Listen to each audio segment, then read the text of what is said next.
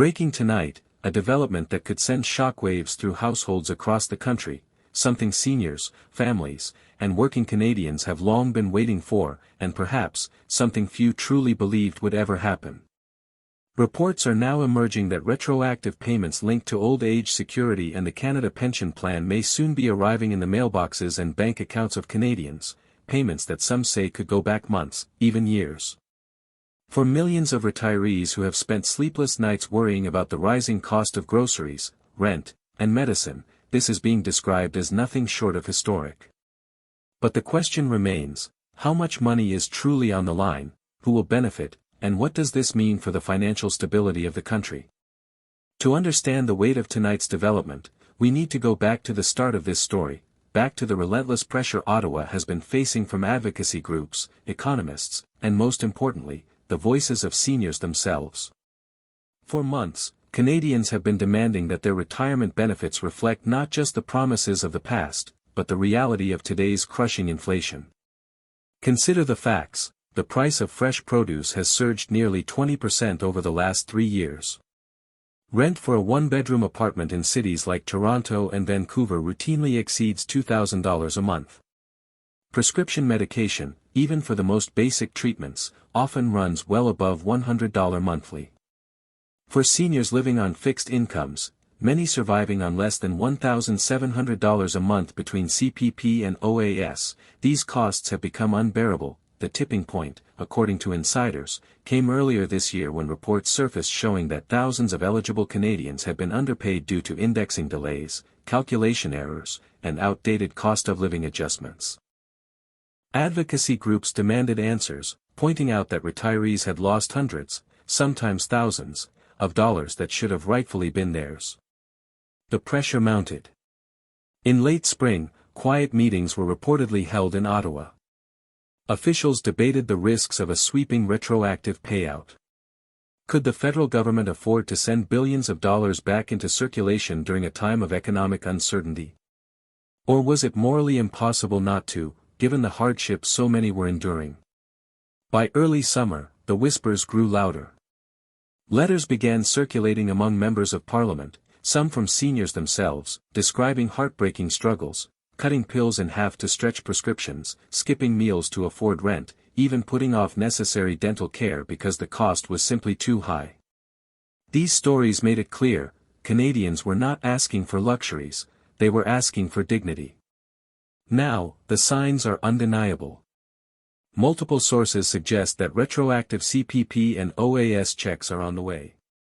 While the exact timeline remains unconfirmed, speculation centers on payments beginning as early as this fall, possibly October or November, with amounts ranging from $600 to more than $2,400, depending on the length and severity of the underpayments.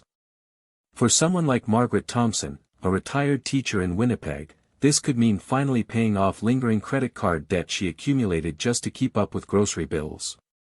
For George and Evelyn, a couple in Nova Scotia living on a combined income of $2,300 per month, it could mean upgrading their old furnace before winter sets in, a change that could keep them warm without the fear of another skyrocketing heating bill.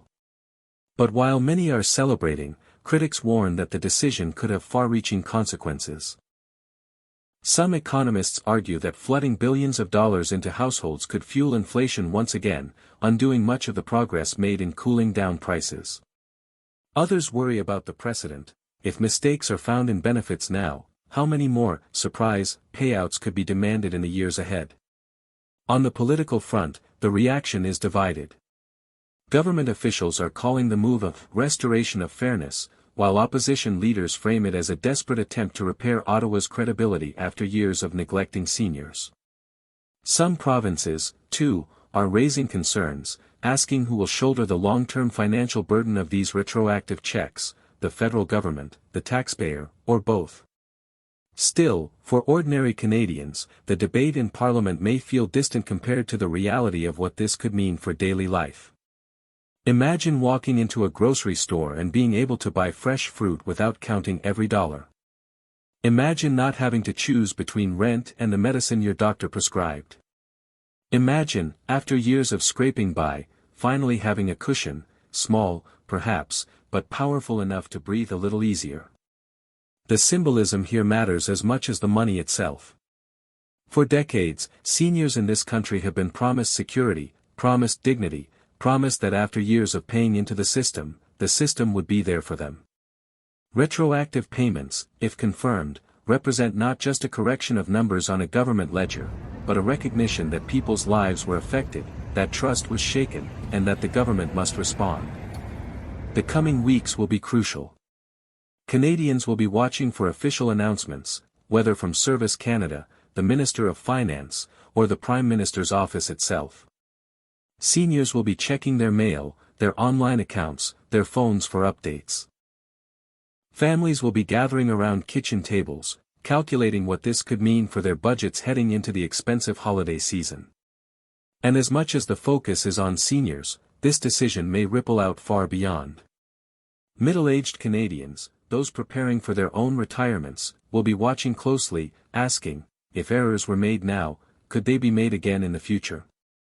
Young Canadians, facing a housing crisis and high living costs, will question whether they can trust a pension system that appears, at times, fragile and reactive.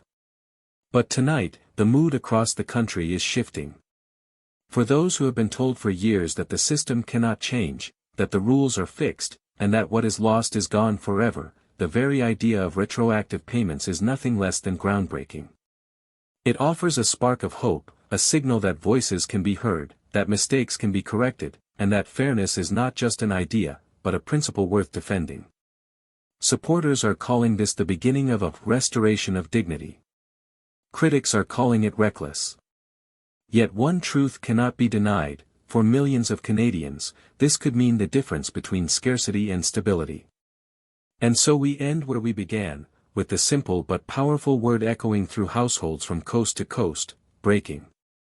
Something is happening, something big, and while details remain fluid, Canadians everywhere are preparing for what may soon arrive in their hands, not just a check, but a measure of long-awaited justice. For seniors like Margaret, George, and Evelyn, and for the millions of Canadians walking the same road, the possibility of retroactive OAS and CPP payments may mark not just a correction of the past, but a promise for the future. A promise that in this country, no one is forgotten, but perhaps the most striking angle in this unfolding story is how unevenly the impact of retroactive checks could be felt across the country. While for some, an extra few $1,000s might mean finally replacing an old appliance or covering overdue bills, for others it could be life-changing, deciding whether or not they can stay in their homes, afford proper medical care, or even keep up with daily necessities. Take, for example, seniors in northern and rural communities, where costs are far higher than in major cities. In parts of rural Alberta and Saskatchewan, heating oil bills can run well over $400 a month in winter, and transportation costs are crushing when the nearest grocery store is 50 kilometers away. If retroactive payments arrive, seniors in these regions may feel the relief more acutely than those living in urban centers where services are closer, even if rents are higher. In Quebec, advocates are pointing out another issue, the growing gap between federal benefits like OAS and CPP, and provincial programs designed to support retirees. For years, critics have said that Quebec seniors, especially those in low-income brackets, have been falling through the cracks. A retroactive payout, they argue, could serve as a partial bridge for those who were overlooked, giving them time to catch up on rent, utilities, or medical treatments they had delayed.